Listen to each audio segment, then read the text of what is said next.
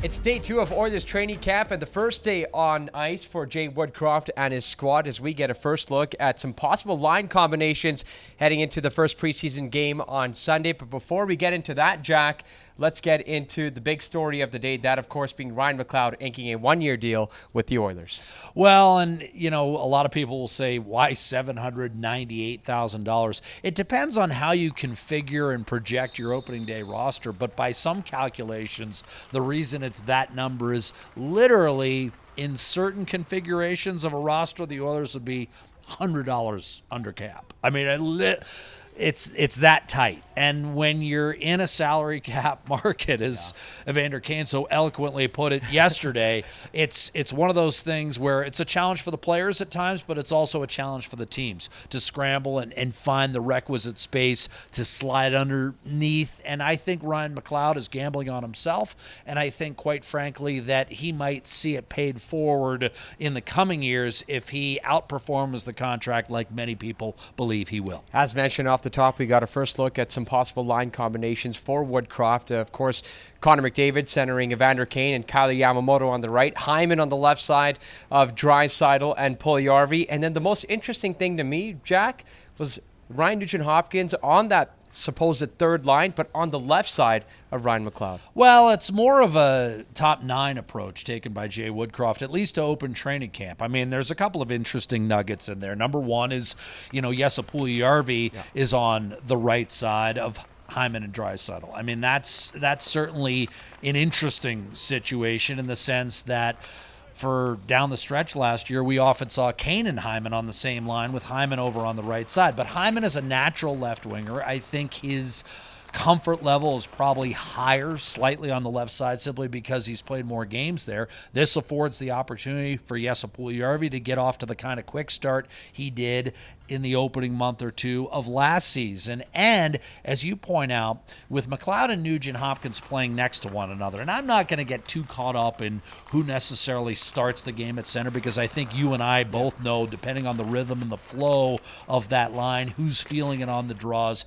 You may see Nugent-Hopkins take as many or more draws than McLeod on that particular line, but it does create a top 9 feel of the lineup as opposed to a standardized top 6 with Nugent-Hopkins up and playing with theoretically Draisaitl and Yamamoto. That's what many fans expected, and that's certainly a fallback position for Jay Woodcroft. Yeah. But I do find it intriguing and certainly a main talking point on day 1 that at least at the outset, he's taking more of a top 9 approach. Let's go back to one of the players that you mentioned, Jesse Puljujarvi. We heard from him this morning, and I asked him a question about assessing his year last year. He said he got off to a great start, which he did. He was about a point-per-game player in the first 20-25 games, and then his play dipped a little bit. So, Jack, I ask you, what kind of Jesse Puljujarvi do we need to see that we saw at the start of last year as he kind of hopes to cement his spot in the top 6? Well, number one, a fully healthy Jesse Puljujarvi, and he downplayed the significance of some suspected hip issues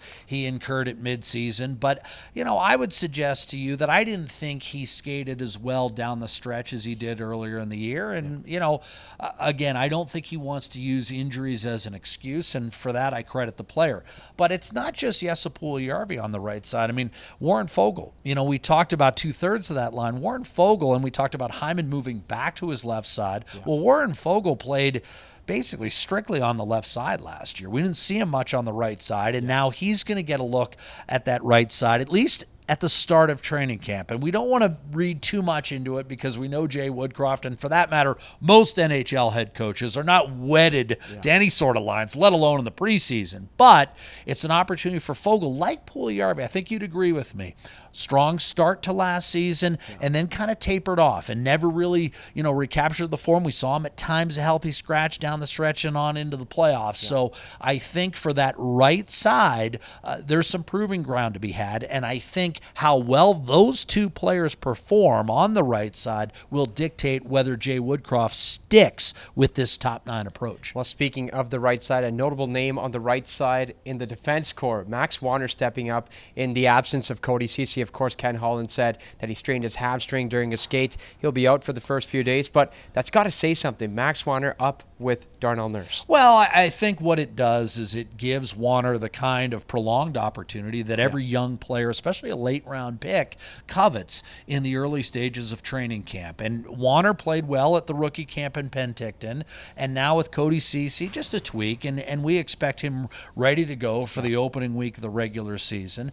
But this gives Warner a little extra reps, and whenever you're playing alongside Darnell Nurse, you feel like you and I do. The spotlight's on us, and he has an opportunity to perform under that spotlight. And as we talked about at the rookie tournament, create positive and lasting impressions for some of the brass that's getting an extended look at him playing with NHL players for the first time. Yeah. Also, keep in mind that the lines that we see on day one of training camp can certainly change on a whim on a day-to-day basis. Well, we'll see what the lines are on Sunday when the Oilers host their first preseason game against the Winnipeg Jets. Jack, thanks for this. Always a pleasure.